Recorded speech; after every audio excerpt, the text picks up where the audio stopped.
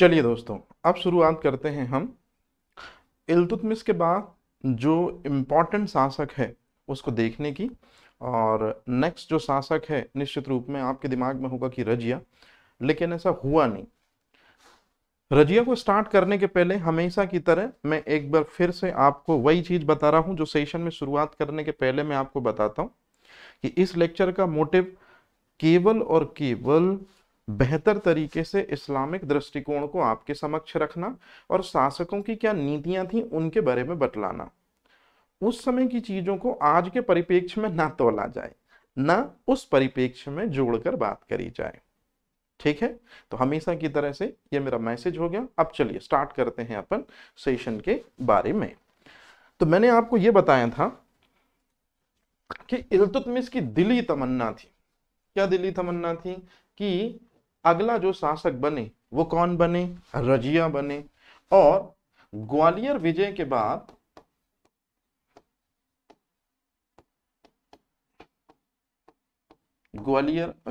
बाद जो 1235 में उसने करी थी, उसने अपने सिक्कों पर, मैंने बताया था क्या नाम लिखवाया था? रजियत उद्दीन। रजियत उद्दीन का मतलब होता है कि रजिया के जैसा कोई नहीं। कहने का सीधा सा मतलब यह हुआ कि आगामी शासक के रूप में या कुशल प्रशासक के रूप में इल्तुतमिश की नजरों में रजिया ही सबसे बेहतर है, सबसे सर्वश्रेष्ठ है। इसलिए उसने मुद्रा विषयक प्रमाण से यह बात दुनिया के सामने रखने की कोशिश की। तो ग्वालियर विजय के बाद शासन प्रशासन दिल्ली में अच्छे से किसने संभाला? रजिया ने संभाला। और भी इसके पहले के कुछ वाकये हैं जिससे इल्तुतमिश को लगा कि मेरे बेटे में वो मुकम्मलपन नहीं है या मेरे बेटे बेहतर तरीके से शासन की बागडोर नहीं संभाल पाएंगे, इसलिए रजिया वन ऑफ देम, या रजिया जो है वो बेस्ट है। लेकिन दिल्ली की गद्दी पर जो अप्रत्यक्ष रूप से शासन कर रही थी तुर्कान चहलगानी, जिसको किसने बनाया था? तुर्कान चहलगानी को बनाया था इल्तुतमिश ने, ताकि राजकीय कार्यों में सुल्तान जो है वो तुर्कान चहलगानी की हेल्प ले सके। लेकिन हुआ ये कि ये तुर्कान चहलगानी जिसको इल्तुतमिश ने बनाया, शुरुआत में ये इल्तुतमिश के प्रति वफादार थी, लेकिन इल्तुतमिश की डेथ के बाद प्रशासन को अपने हाथ में लेने की कोशिश करते हैं तुर्कान चहलगानी के मेंबरान। या तुर्कान चहलगानी का जो गुट है वो दिल्ली के भाग्य का फैसला अपने आप कैसे करने लगता है, अब इसको आप समझने की कोशिश करेंगे।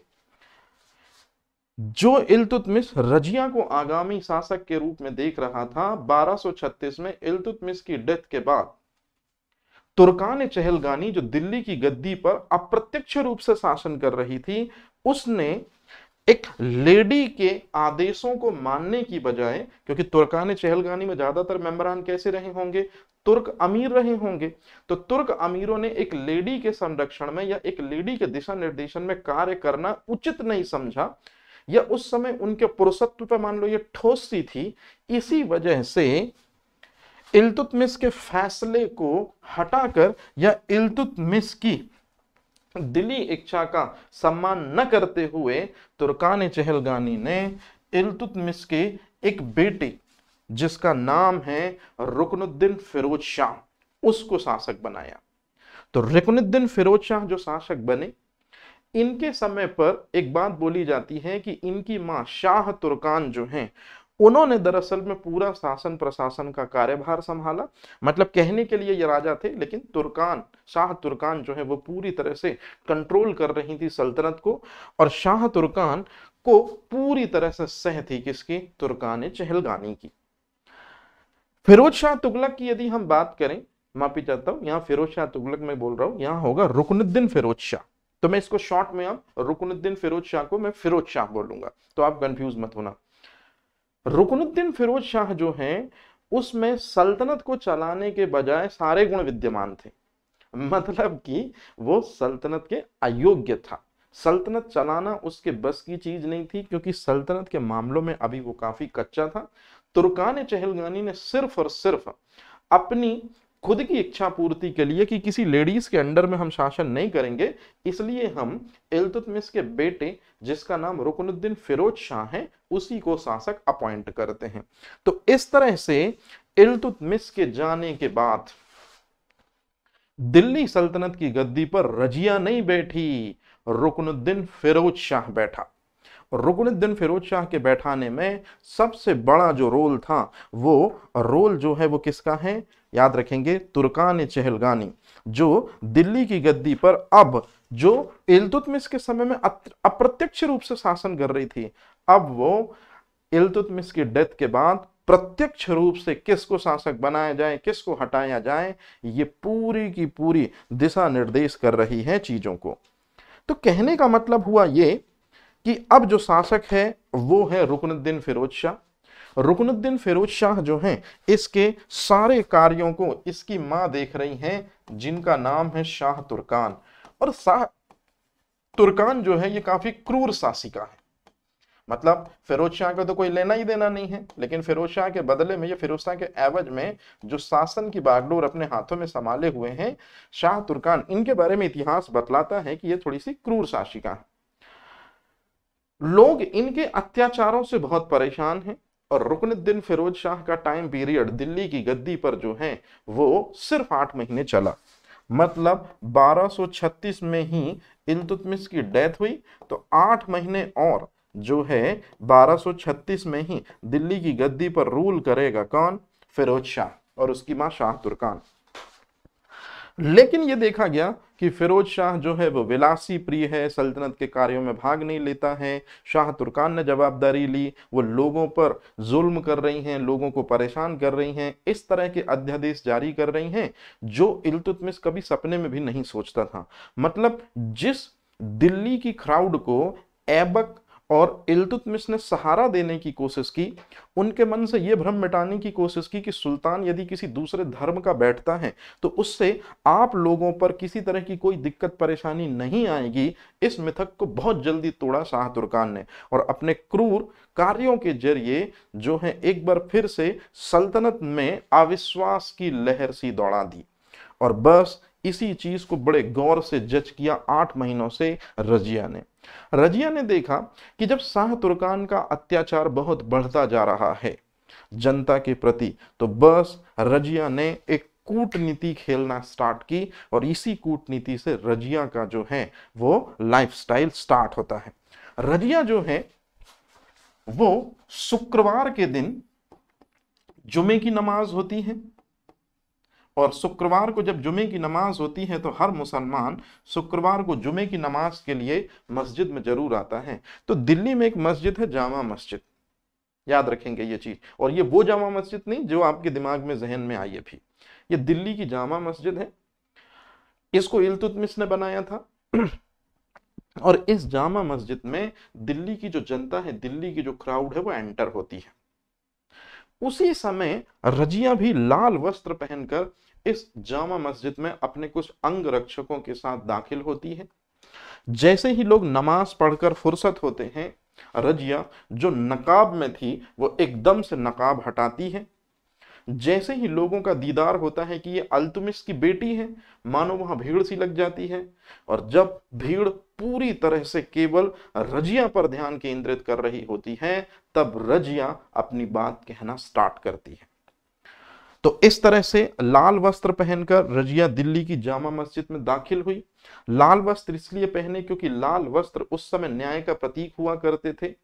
इल्तुतमिश के समय पर भी न्याय की घंटियां होती थीं जो शेरों के मुंह में बंधी होती थीं। यदि किसी व्यक्ति को न्याय चाहिए होता तो वो उन घंटियों को बजा देता और तत्काल अमीरेदार या जो भी न्याय से संबंधित व्यक्तित्व है वो उस व्यक्ति को न्याय या फरियाद देने के लिए उपस्थित होता। तो बिल्कुल उसी तरह से जो रजिया सुल्ताना है, लेकिन अभी तो रजिया सुल्ताना नहीं है, सिर्फ रजिया है, वो लाल कपड़े पहनकर दिल्ली की जामा मस्जिद में आई। जब लोगों ने उनको देखा तो रजिया ने बोलना स्टार्ट किया। अब रजिया ने क्या बोलना स्टार्ट किया, ध्यान से समझेंगे। रजिया ने बोलना स्टार्ट किया कि ए दिल्ली वासियों, मैं उसी अल्तुमिश की बेटी हूं जिस अल्तुमिश ने आपको अपनी प्रजा के जैसा समझा, दारुल इस्लाम का भाग आपको समझा, आप में से बहुत सारे लोग जो हैं वो मेरे पिता के समय में काम किए होंगे, लेकिन कभी मेरे फादर ने आपको परेशान करने का कोई भी हुक्म या कोई भी रूल जो है वो जारी नहीं किया। लेकिन वर्तमान समय में जिन 8 महीनों से मेरे पिता की वफात के बाद जो हालात हैं, शाह तुर्कान और मेरे भाई फिरोज शाह, रुकनुद्दीन फिरोज शाह के समय पर, तो इसी वजह से मैं आप सबसे अपील करती हूं कि तत्कालीन जो सरकार है, मतलब शाह तुर्कान और रुकनुद्दीन फिरोज शाह, इसको उखाड़ फेंकें आप। और याद करिए जो इल्तुतमिश कहा करते थे कि अगर शासक बनने में मेरे बाद किसी पर लायकी है तो वह मेरी बेटी में है। तो आप सभी जनता जनार्दन से मैं ये अपील करती हूं और मदद भी चाहती हूं कि अपने मरहूम सुल्तान की इच्छा को आप लोग यदि सच में मानते हैं तो उसको पूरा करें और शाह तुर्कान को उसके किए की सजा दें। तो इस तरह से एक क्रांतिकारी उद्बोधन में रजिया जो है वो खुद को सुल्तान बनाना चाह रही है और रुकनुद्दीन फिरोज शाह को गद्दी से हटाना चाह रही है, लेकिन साथ जिसका मांग रही है वो संविधान में भी आज सर्वशक्तिशाली है और पहले समय में सबसे शक्तिशाली थी। जी हां, वो जनता थी। जैसे ही जनता ने ये बातें सुनी कि रजिया की जो बातें जैसे ही जनता के आवाम, मतलब आवाम के दिलों में उतरी, लोगों को तत्काल अल्तुमिश का चेहरा याद आने लगा, उसके अच्छे कार्य याद आने लगे और वो बोल भी याद आने लगे कि मेरे मरने के बाद मेरी बेटी ही असल हकदार होगी उस गद्दी की जिस गद्दी पर मैं जब नहीं रहूंगा। लोगों की इस प्रत्यक्ष अपील का बहुत पॉजिटिव रिस्पांस मिला और देखते ही देखते जो जुमे की नमाज के लिए आए लोग थे अब वो लड़ाकू तंत्र में परिवर्तित हो चुके थे। उन सभी ने एक स्वर बुलंद करते हुए रजिया से कहा कि बताओ हमें क्या करना है। और रजिया भी तो सिर्फ इसी चीज का इंतजार कर रही थी। रजिया ने कहा कि समय आने पर या 1-2 दिन में आपको मैं बताऊंगी कि आपको क्या करना है। और कुछ 1-2 दिन के बाद पूरी क्राउड को, पूरी पब्लिक के सामने जब रजिया ने बातें कही, याद रखेंगे यहां इस इमेज का जो मतलब है वो एकदम सिंपल सा है कि ये रजिया है।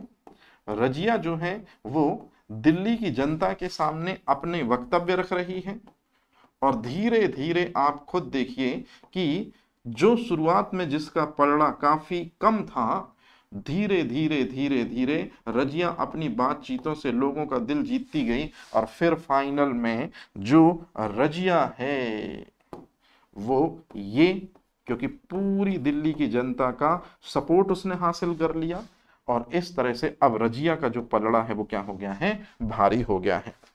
करना क्या था, रजिया ने लोगों का समूह बनाया, जनसंघ बनाया और महल की तरफ कूच किया। तो जैसे ही राजमहल की तरफ कूच किया तो सबसे पहले शाह तुर्कान से सामना हुआ। रजिया ने तत्काल आदेशित किया कि शाह तुर्कान को मार दिया जाए। आवाम ने आव देखा न ताव तत्काल गले चीर दिए। कुछ समय बाद ऐसा इतिहासकार बताते हैं कि मां की डेथ हुए अभी कुछ समय ही बीता था, उतने में रुकनुद्दीन फिरोज शाह आ जाते हैं। रजिया का नेक्स्ट इशारा रुकनुद्दीन फिरोज शाह की तरफ ही था और देखते देखते इतिहास में या मध्यकालीन इतिहास में एक भयानक ऐसा सच देखा उस समय के सूरज और उस समय के तारों ने कि एक बहन ने अपने को सुल्तान बनाने की तीव्र महत्वाकांक्षा के कारण अपनी मां शाह तुर्कान और अपने भाई रुकनुद्दीन फिरोज शाह को पैरों तले रूंध दिया या इनके सरों को बेस बनाकर ही उस पे सल्तनत के पायों को मजबूत किया। तो कहने का सीधा सा मतलब है कि दोनों को मारकर अब रजिया जो है वो राजमहल के अंदर सबसे स्ट्रॉन्ग है। इसी में कई लोगों का सवाल होगा कि सर तुर्कान चहलगानी के मेंबरान क्या कर रहे हैं। तो तुर्कान चहलगानी के तो सिर्फ 40 मेंबरान हैं। असल सपोर्ट जो है वो जनता का है जो लगभग हजारों में थी। शाह तुर्कान ने भी उस समय जब लोगों के सर पे खून सवार था कि शाह तुर्कान को मार दिया गया, रुकनुद्दीन फिरोज शाह को मार दिया गया, ऐसे समय पे जनता के बीच में आकर तुर्कान चहलगानी के मेंबरान ये बिल्कुल भी नहीं कहेंगे कि ये आप लोगों ने गलत किया और रजिया को आप शासक बना रहे हैं तो ये आप सही कर रहे हैं, क्योंकि अगर इस तरह जनता का विरोध करना या रजिया का विरोध करने का मतलब था कि अपने आप को मरवा लेना उस भीड़ से। तो फाइनल में हुआ ये कि तुर्कान चहलगानी के सभी मेंबरान ने अपने खुद के स्वबुद्धि और विवेक से ये चीज एकदम क्लियर कर ली कि ऐसे माहौल में जब लोगों के सर पे खून सवार है, अभी हम कुछ भी नहीं कहेंगे न कुछ भी करेंगे, जैसा आवाम और रजिया चाहे वैसे ही होने दो। और फाइनल में अंततः भारतीय इतिहास में वो घड़ी हमको देखने को मिलती है कि मध्यकालीन इतिहास की और पूरे भारतीय इतिहास में अगर देखा जाए तो पहली बार कोई लेडीज शासक बनी है, सुल्तान बनी है, सुल्ताना बनी है, और ये चीज रजिया सुल्तान थी।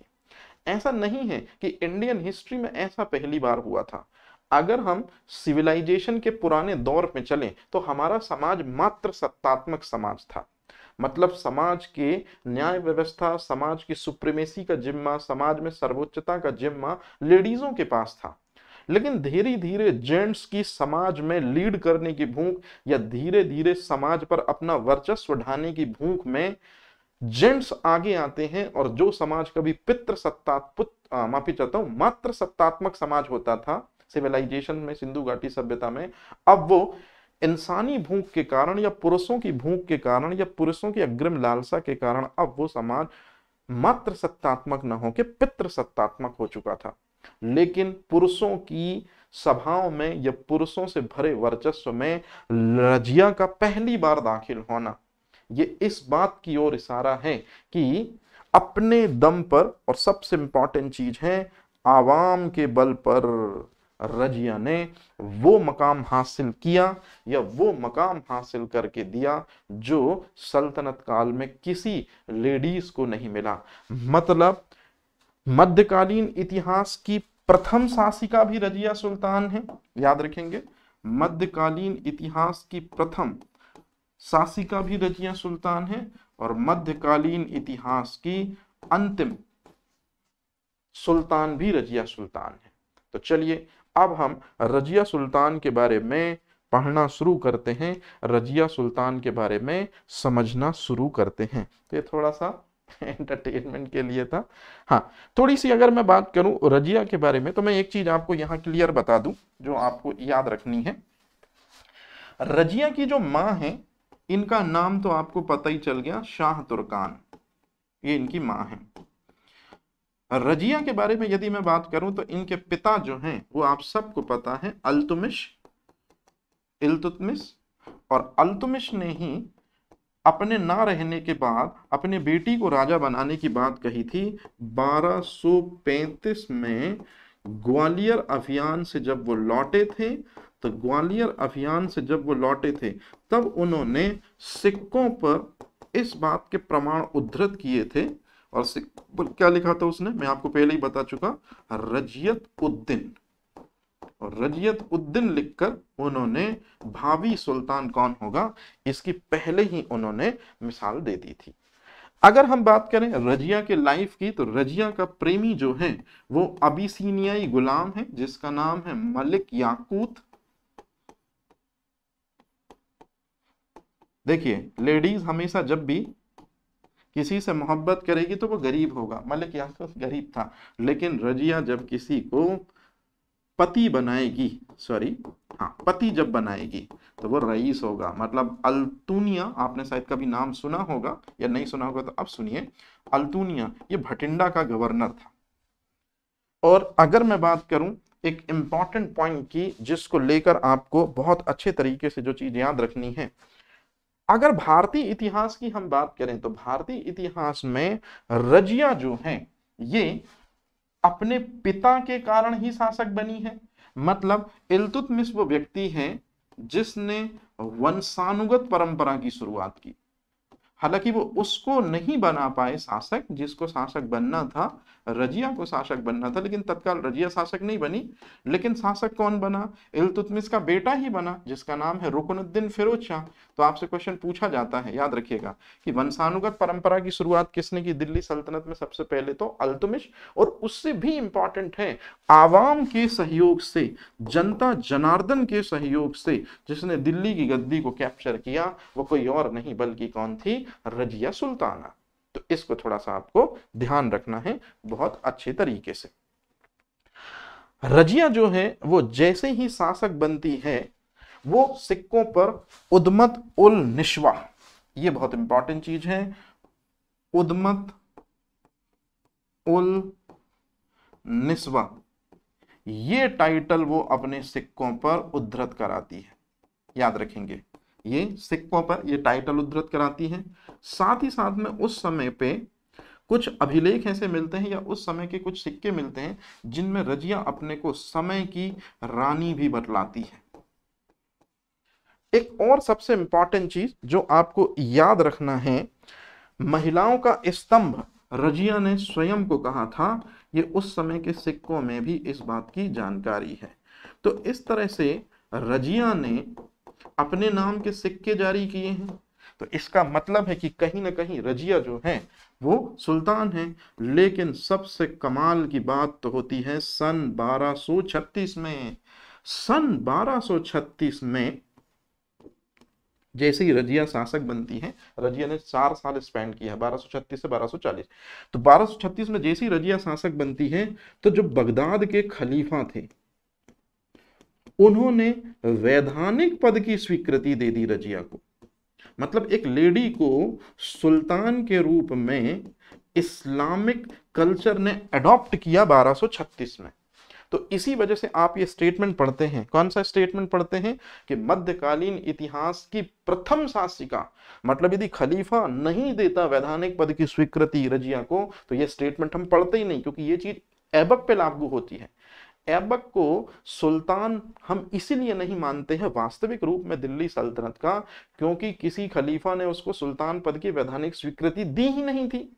गयासुद्दीन के पुत्र महमूद ने दी थी, लेकिन मैंने आपको बताया था कि एक एम्परर का अपने दास को फ्री करना ये इस्लाम में वाजिब नहीं है, या ये इस्लामिक दृष्टिकोण से सही नहीं है, जब तक कि खलीफा वैधानिक पद की स्वीकृति ना दे। तो वैधानिक पद की स्वीकृति लेने वाला पहला सुल्तान इल्तुतमिश है, और वैधानिक पद की स्वीकृति लेने वाली सबसे पहली महिला भी रजिया सुल्ताना है। तो इस तरह से रजिया सुल्ताना जो है वो शासक बनती है। अब रजिया जो है इसके पहले ये परंपरा चला करती थी, मतलब जब भी लेडीजें जेंट्स से बात करती थी या जब भी लेडीजें मार्केट वगैरह में जाती थी, तो वो हमेशा अपने सर पे नकाब जरूर रखती थी या पर्दा जरूर करती थी। क्योंकि अब रजिया को शासन प्रशासन को संभालना था, अब रजिया को पूरी आवाम को कंट्रोल करना था।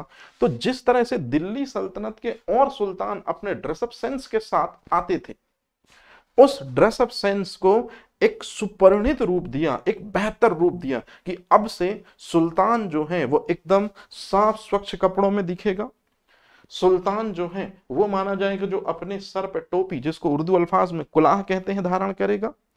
एक हाफ कोटी, जिसको आप कोट कह सकते हैं, जिसको उर्दू में कहते हैं कुबा। तो सुल्तान की वेशभूषा कैसी होगी या सुल्तान कैसे होगा, इस बारे में बलबन से पहले थोड़ा बहुत रजिया बताने की कोशिश करती हैं, लेकिन रजिया ने ज्यादा टाइम स्पेंड किया ही नहीं, मात्र 4 साल।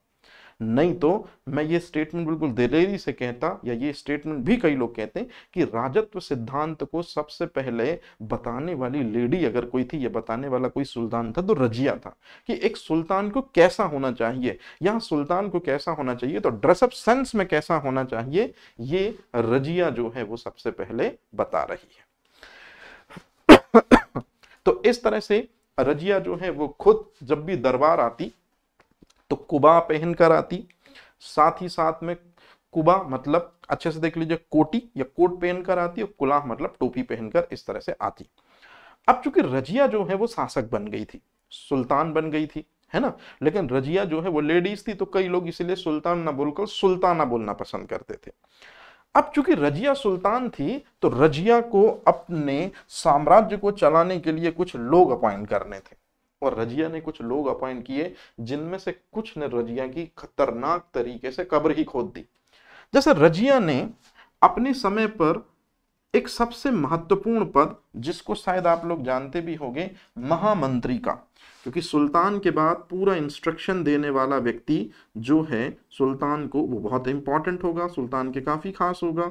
तो सुल्तान ने, मतलब रजिया ने अपना सबसे खास व्यक्ति अपॉइंट किया इख्तियारुद्दीन ऐतगीन को। हम ऐसा भी मान सकते हैं कि ये इख्तियारुद्दीन ऐतगीन महामंत्री हैं, रजिया के सारे मामलों में उनके साथ होते हैं, और सबसे इंपॉर्टेंट चीज कि दरबारी शिष्टाचार प्रमुख भी ये व्यक्ति थे।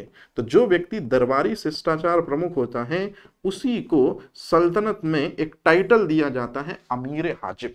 जनरली अमीर हाजिब का पद आज के समय पे हम बात करें तो सेक्रेटरी। सेक्रेटरी का मतलब है कि जब भी आप किसी मंत्री मिनिस्टर के पास जाते हैं तो उसका सेक्रेटरी बताता है कि आपको कैसे खड़े होना है, कहाँ खड़े होना है, साहब कितनी देर में आएंगे, कितनी देर की बातचीतें हैं। तो कहने का चीज है कि दरबार में शिष्टाचार, मतलब यदि आप राजा के सामने गए हैं तो यहाँ तो राजा तो नहीं, सुल्तान चल रहा, सुल्तान के सामने एंटर हुए तो कितने बार झुककर आप उसे सलाम करेंगे। सलाम में आपको घुटनों पर बैठना है कि सिर्फ खड़े होकर सलाम करना है। फिर उसके जस्ट बाद में जब सुल्तान आपसे बात करेंगे तो आपकी नजर नीचे होंगी कि ऊपर। मतलब दरबार में क्या शिष्टाचार चलेंगे, ये इख्तियारुद्दीन ऐतगीन रजिया के टाइम पे लोगों को बताया करेगा जब लोग रजिया से मिलने आएंगे। तो सबसे इंपॉर्टेंट चीज कि अमीर हाजिब जो पद है वो इख्तियारुद्दीन ऐतगीन को दिया गया। रजिया इन्हीं के बिना ज्यादातर डिसीजन लेती थी। रजिया के समय पे सबसे ज्यादा जो टैक्स वसूला जाता था या टैक्स की जो वसूली होती थी वो होती थी भटिंडा से। जी हाँ, ये पंजाब अधिकृत क्षेत्र है, और जो भटिंडा है ये जगह दे दी गई थी रजिया के एक शुरुआती प्रेमी जो शुरुआत से, जब रजिया काफी छोटी थी तब से उसको पसंद कर रहा था। नाम है अल्तुनिया। लेकिन ये चीज कभी अल्तुनिया कह नहीं पाया था और न तो रजिया समझ पाई। इस्लाम में घोड़े को सबसे पवित्र पशु मानते हैं, ये तो आपको पता है कि इस्लाम में सबसे पवित्र पशु किसको माना जाता है, घोड़े को माना जाता है। और इस्लामी सेना जब भी जाती है तो ज्यादातर नंबर घुड़सवारों का होता है।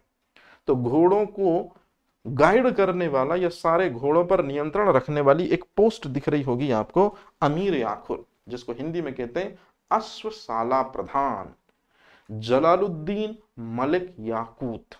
वो व्यक्ति है जिसको बनाया जाता है अश्वशाला प्रधान या अमीर आखुर।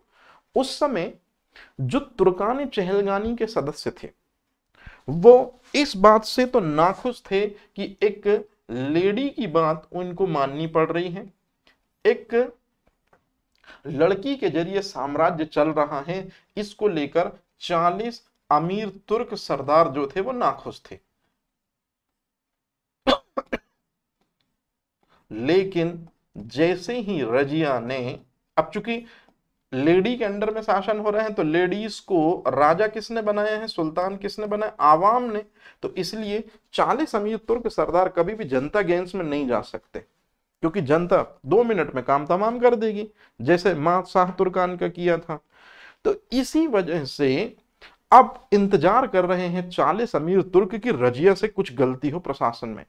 बहुत जल्दी वो गलती देखने को मिली। रजिया ने साम्राज्य की जो एक सबसे पावरफुल पोस्ट हुआ करती थी अश्वशाला प्रधान या अमीर याकुर, वो एक ऐसे व्यक्ति को दी जो एक गुलाम था और अबीसीनियाई गुलाम था, मतलब बहुत लोअर लेवल पर वो गुलाम था।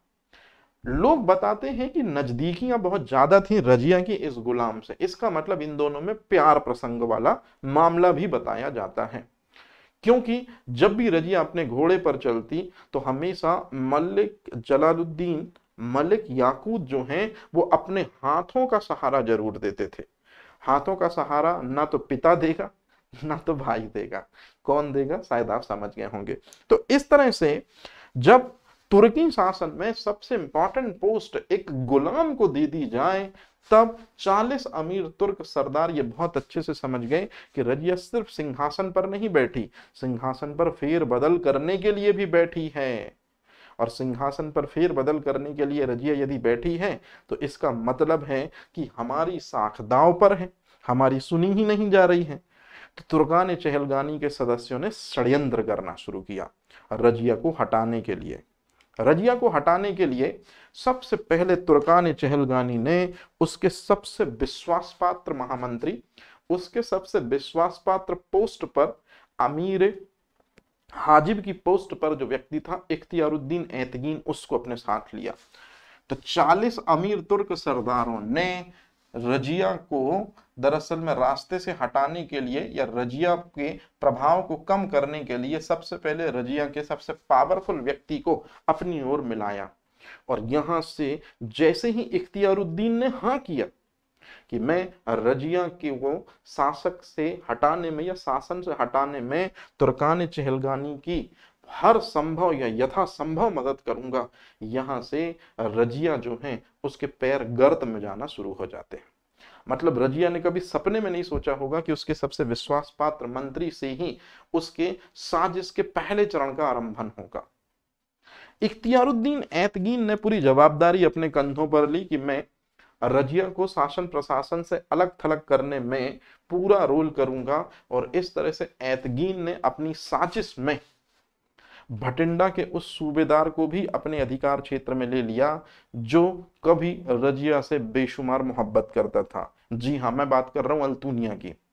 ऐतगीन ने अल्तुनिया को एक चिट्ठी लिखी जिसमें अल्तुनिया को बहुत सारा रुपए पैसे का लालच दिया गया। दिल्ली दरबार में एक ऊंचा पोस्ट जो है उसको देने की बात कही गई और काफी कम समय में मालामाल कर देने की बात कही गई। भला अल्तुनिया जिसके सीने में धड़कता तो दिल था, इतने बड़े प्रपोजल को कैसे अनएक्सपेक्ट करता या किस तरह से मना करता। फाइनली में उसने भी ऐतगीन से हाथ मिला लिया और अब रजिया के एक नहीं बल्कि 2 घुसपैठिए जो आस्तीन में छिपे हुए सांप हैं वो 2 हो चुके थे। सल्तनत से रजिया को हटाने की शुरुआत सबसे पहले तुर्कान चहलगानी के मेंबरान ने शुरू की। तुर्कान चहलगानी के मेंबरान ने दिल्ली सल्तनत से जुटे हुए आसपास के राज्यों में बगावत और विद्रोह के सुर बुलंद करवाए। यहां बगावत और विद्रोह का मतलब है कि दिल्ली और आसपास के क्षेत्रों के छोटे छोटे जो शासक हुआ करते थे उन्होंने या इक्तेदार हुआ करते थे उन्होंने रजिया को शासक मानने से मना कर दिया कि एक लेडीज के संरक्षण में हम शासक नहीं करेंगे, हम दिल्ली को अपनी टाइटल या कैपिटल मानते ही नहीं हैं, रजिया को हम राजा ही नहीं मानते हैं। तो इस तरह के विद्रोह के सुर जब बुलंद होने लगे तो रजिया को जब इस बात का पता चला तो रजिया तत्काल एक विद्रोह को शांत कर कर आती तो दूसरा शुरू हो जाता, दूसरे को कर कर आती तो तीसरा शुरू हो जाता। देखते ही देखते जगह जगह पर विद्रोहों की ज्वाला धधकने लगी और सबसे बड़ा विद्रोह तो भनका या सबसे बड़ा विद्रोह जो है वो भटिंडा में हुआ कि जब अल्तुनिया ने ही शासक मानने से मना कर दिया रजिया को कभी इस बात की भनक नहीं थी कि अल्तुनिया ऐसा कर सकता है। चूंकि पैसे और रुपए की दृष्टि से सबसे बड़ा इक्तेदार अल्तुनिया था, सबसे बड़ा राजस्व टैक्स यहीं से आता था, तो रजिया ने देरी नहीं की और जैसे ही रजिया एंटर होती है भटिंडा में और अल्तुनिया से मिलती है और बगावत का कारण पूछती है, अगला स्टेप क्या होगा आपको इमेज में समझ में आ रहेगा एनिमेशन फॉर्म में कि तत्काल रजिया कुछ बोल पाती इससे पहले ही रजिया को कैद कर लिया जाता है। और रजिया को जैसे ही कैद कर लिया जाएगा तो जब रजिया कैद में होती है तब पूरी कहानी बताता है कि तुम्हारे खिलाफ षड्यंत्र और बगावत करने के लिए ऐतगीन ने मुझे बोला था, बहुत बड़ा रुपए और पैसे का लालच दिया था और रुपए और पैसे के लालच के कारण जगह जगह विद्रोह हुए। उस विद्रोह की सबसे भयानक लपटें भटिंडा तक फैली जिस वजह से तुम्हें आना पड़ा, मुझे तुम्हें इस तरह से बीड़ियों में जकड़ कर रखना पड़ा, लेकिन रजिया मैं तुमसे आज भी मोहब्बत करता हूं। ये किसका कहना था? ये कहना था अल्तुनिया को। रजिया को जब ऐसा प्रपोजल मिला तो रजिया क्या करेगी? रजिया ने भी कूटनीति का सहारा लिया। रजिया को यह बहुत अच्छे से पता था कि जब तक मैं अल्तुनिया की कैद से नहीं निकलूंगी तब तक दिल्ली नहीं जा पाऊंगी और जब तक दिल्ली नहीं जा पाऊंगी लोगों का आवाम लोगों की जो रजिया के प्रति विश्वास है या आवाम का जो भरोसा है रजिया के प्रति, वो फिर से नहीं पा पाऊंगी। क्योंकि लोगों को तो ये समझ में आ रहा है कि रजिया किस लिए गई है, विद्रोह को दबाने के लिए गई है, लेकिन यहां तो रजिया को कैद करवा दिया जाता है। तो रजिया ने पूरी ये कूटनीतिक चाल अपने मन में संजोई कि सबसे पहले मुझे भटिंडा से बाहर निकलना होगा। अगला स्टेप एकदम क्लियर था। रजिया ने भी कूटनीति का सहारा लेते हुए जो भटिंडा के सूबेदार थे, मतलब इस चित्र में यदि आप देख रहे हैं तो जो ये व्यक्ति आपको दिख रहा है ये भटिंडा का सूबेदार है, ऐसा मान लेते हैं हम। और ये भटिंडा के सूबेदार जो हैं इनका नाम है अल्तुनिया। और अल्तुनिया को अपना दरअसल में पूरी तरह से हम कदम मान चुकी हैं। कौन? रजिया। मतलब रजिया ने दिली इच्छा जताई कि मैं जो हूं वो भी तुमसे सच में प्यार करती हूं, मतलब और जब से तुम मुझे शुरुआत से देखा करते थे मैं भी तुम पर मर मिटी थी, फिदा थी, लेकिन ये कभी मैं बोल नहीं पाई। और इस तरह से अल्तुनिया और रजिया के बीच में प्रेम प्रसंग की शुरुआत होती है और ये दोनों आपस में एक दूसरे से शादी करने का फैसला करते हैं। और कहा जाता है कि कुछ ही समय में इन दोनों की शादी भी हो जाती है। मतलब अब भटिंडा का जो सूबेदार है वो भटिंडा का सूबेदारनी मतलब रजिया भी हो जाती है। यहां रजिया जितने समय तक अनुपस्थित रहेगी, क्योंकि रजिया को कैद करेंगे कौन? अल्तुनिया, फिर बाद में कूटनीतिक चाल होगी, प्रेम प्रसंग होगा, देन शादी होगी, इसमें दिल्ली का सिंहासन खाली रहेगा। तो जब रजिया अनुपस्थित है दिल्ली की गद्दी पर, तब तुर्कान चहलगानी के सरदारों ने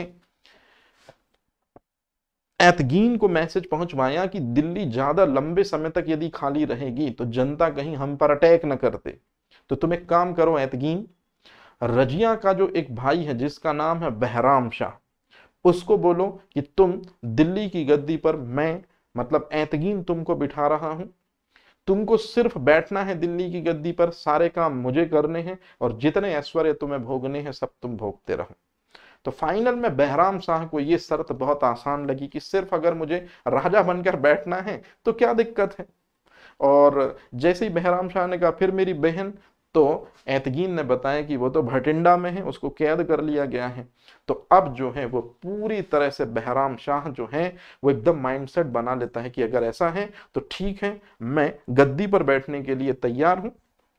और अगर मैं गद्दी पर बैठने के लिए तैयार हूं, इसका सीधा सा मतलब है कि आप शासन प्रशासन जैसा चलाना है चलाओ, मुझे कोई मतलब नहीं है। तुर्कान चहलगानी और एतगीन यही तो चाहते थे कि दिल्ली की गद्दी पर जो भी बैठे वो सिर्फ नाम मात्र के लिए बैठे, सारे कार्य जो हैं वो तुर्कान चहलगानी करे एतगीन की मदद से, और इसके लिए एतगीन को भी बहुत बड़ा इनाम दिया गया होगा। फाइनल में कुछ समय बाद जब रजिया जो है वो अल्तुनिया के साथ मिलके ये समझाने की कोशिश करती है कि अल्तुनिया, ये भटिंडा थोड़ी ना हमारा है, दिल्ली हमारी है और हमें दिल्ली की ओर कूच करना चाहिए। और वहां मेरे जो महामंत्री हैं जिन्होंने मेरे साथ धोखा किया है, एतगीन, रजिया का सबसे विश्वासघाती मंत्री एतगीन, और मेरी अनुपस्थिति में मैंने सुना है कि मेरे भाई बहराम शाह को राजा बना दिया गया है, तो मुझे अपना सिंहासन फिर से वापस लेना है। तो अल्तुनिया, तुम मेरी इस काम में मदद करो कि जितने भी तुम्हारे पास सैनिक हैं उन सभी सैनिकों के साथ हमें दिल्ली पर चढ़ाई करनी होगी और एतगीन को और मेरे भाई को जो है सल्तनत से अलग करना होगा, क्योंकि हमारी असल जगह भटिंडा नहीं दिल्ली है। तो इस तरह से रजिया जो है अल्तुनिया को मनाती है और फाइनल में ये दोनों के दोनों जो हैं वो निकलते हैं कहां की तरफ? दिल्ली की ओर निकलते हैं अपनी पूरी सेना लेकर। इसी बीच जो बहराम शाह है, मेरी बात ध्यान से सुनिएगा, ये बहराम शाह जो है ये सिर्फ नाम मात्र का शासक बना है। बहराम शाह जो है ये नाम मात्र का शासक बना, और जो बहराम शाह सिर्फ नाम मात्र का शासक बना था, मेरी बात बड़े ध्यान से सुनिएगा, पूरे के पूरे प्रशासनिक अधिकार या पूरे के पूरे शासन संबंधी अधिकार कौन संभालेगा? एतगीन। तो सारे जब प्रशासनिक अधिकार एतगीन को संभालने हैं तो बिना देरी किए हुए एतगीन ने बिना देरी किए हुए बहराम शाह ने, जो इल्तुतमिश का तीसरा बेटा था, पहला बेटा नसरुद्दीन महमूद जो 1229 में मर गया था, सुल्तानगढ़ी में उसका मकबरा है। दूसरा बेटा रुकनुद्दीन फिरोज शाह जो इल्तुतमिश के ठीक बाद राजा बनता है, जिसको तुर्कान चहलगानी के सदस्यों ने राजा बनाया। और तीसरा बेटा है बहराम शाह। तो जो तीसरा बेटा है, याद रखेंगे आप, इल्तुतमिश का, उसने एक पोस्ट बनाई जिसका नाम है नायब ममलिकात। नायब ममलिकात का मतलब होता है कि मैं सिर्फ नाम मात्र का राजा हूं, जस्ट लाइक राष्ट्रपति। मेरे पूरे प्रशासनिक अधिकार या मेरे पर जो अधिकार हैं उन सभी को यूज कर सकता है एतगीन। तो नायब ममलिकात पद में राजा नाम मात्र का होगा, पूरे वास्तविक राजा के अधिकारों को जो व्यक्ति यूज करेगा वो नायब ममलिकात के पद पर होगा। तो प्रथम नायब ममलिकात जो है वो एतगीन को बनाया गया। तो इस तरह से नायब ममलिकात का पद सृजित किया बहराम शाह ने। पहला नायब ममलिकात बनाया गया एतगीन को, और एतगीन ही सारे प्रशासन के कार्यों को करता था तुर्कान चहलगानी से पूछकर। मतलब कहने का है कि जिस तरह से इंडियन कॉन्स्टिट्यूशन में प्रेसिडेंट सिर्फ नाम मात्र का होता है, प्रेसिडेंट के पूरे अधिकारों को पीएम यूज करता है, बिल्कुल उसी तरह से सल्तनत काल में बहराम शाह के सारे प्रशासनिक अधिकारों को जो यूज करेगा वो कोई और नहीं बल्कि वो होगा एतगीन। और एतगीन जिस पद के द्वारा सारे प्रशासनिक अधिकारों को यूज करेगा, जी हाँ, इसी को हम कहेंगे, याद रखेंगे, नायब ममलिकात का पद। तो नायब ममलिकात का पद किसने बनाया, ये आपसे कॉम्पिटिटिव एग्जाम में पूछा जाता है। पहला नायब ममलिकात की पोस्ट पर कौन बैठा, यह भी आपसे पूछा जाता है, तो इसके लिए थोड़ी सा आप तैयार रहिएगा। तो फाइनल में हुआ ये कि रजिया जो है वो अल्तुनिया के साथ पूरी सेना लेकर भटिंडा की दिल्ली पर अटैक करती है।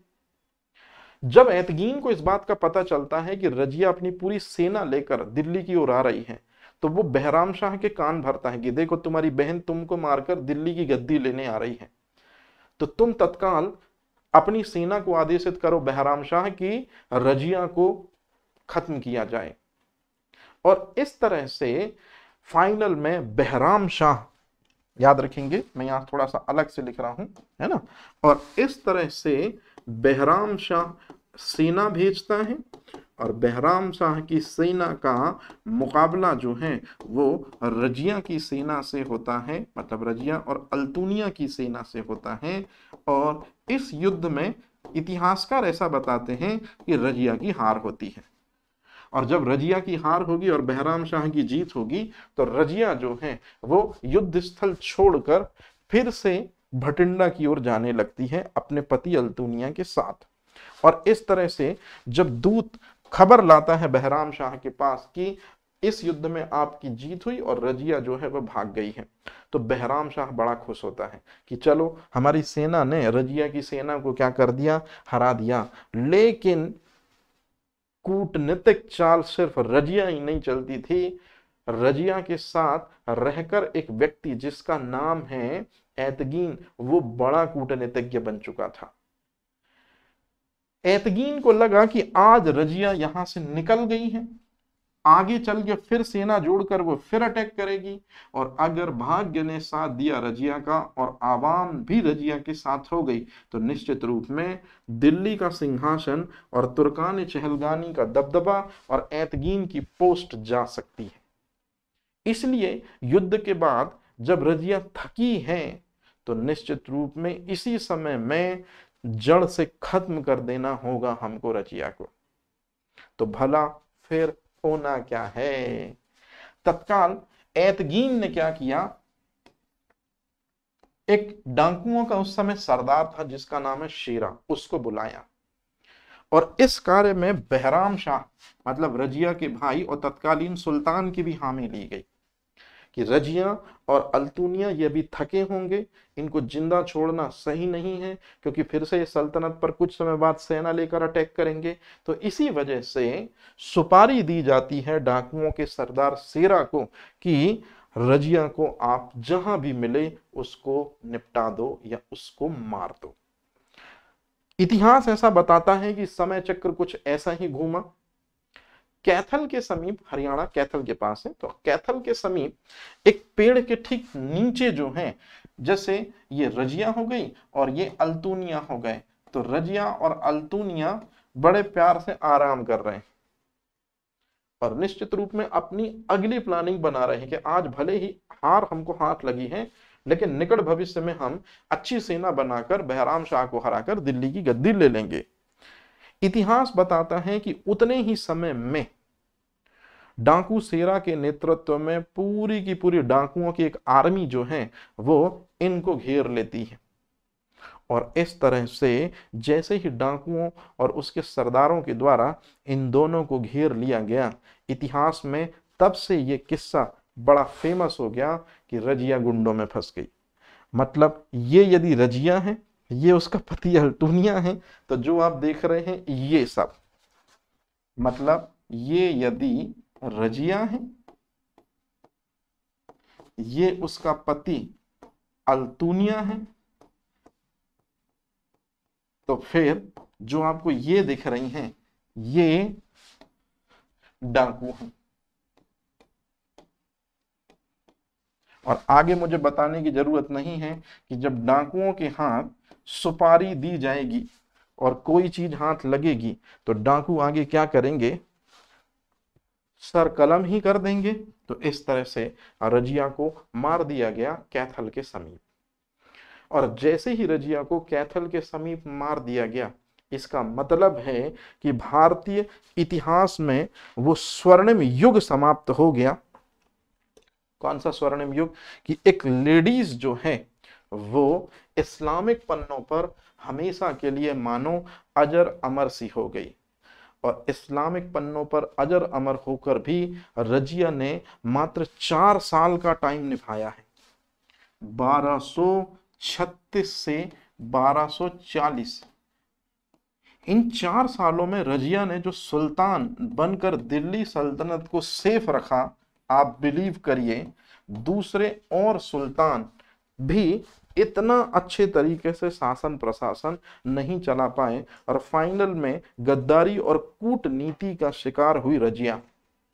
अली फिस्टन कहते हैं कि रजिया का सबसे बड़ा कसूर था कि रजिया जो थी वो एक लेडी थी।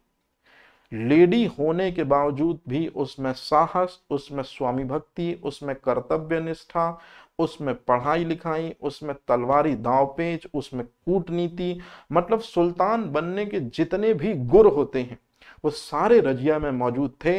इन सभी के बावजूद एक चीज जो रजिया की शख्सियत को काफी छोटा कर देती है, रजिया का नारी होना। मतलब रजिया यदि नारी नहीं होती, जेंडर वाइज यदि रजिया को ना देखा जाता, तो आप बिलीव करिए जिस तरह से ऐबक, इल्तुतमिश, बलबन, अलाउद्दीन खिलजी को भारतीय इतिहास में याद किया जाता है, सल्तनत कालीन इतिहास में रजिया की भी बिल्कुल उसी तरह की इज्जत होती, उसी तरह की इंपॉर्टेंस होती। तो इस तरह से यहां पर रजिया की मृत्यु के साथ भारतीय इतिहास की पहली और अंतिम महिला शासिका जो है इनका अंत हो जाता है। और अब इसके बाद जो है दिल्ली की गद्दी पर रजिया का अंत हो गया। और रजिया के अंत होने के बाद में जो बहराम शाह है वो दिल्ली की गद्दी पर बैठेंगे। और अब दिल्ली की गद्दी कैसे आगे बढ़ेगी? क्या तुर्कानी चहलगानी के सदस्य जो हैं वो बहराम शाह को गद्दी से हटाकर किसी नए राजा को बनाएंगे, या बहराम शाह ऐतगीन के अब संबंध क्या होंगे? सारी कहानी अब हम देखेंगे अगले एपिसोड में। तो इस तरह से आज का सेशन यहीं तक। Thank you.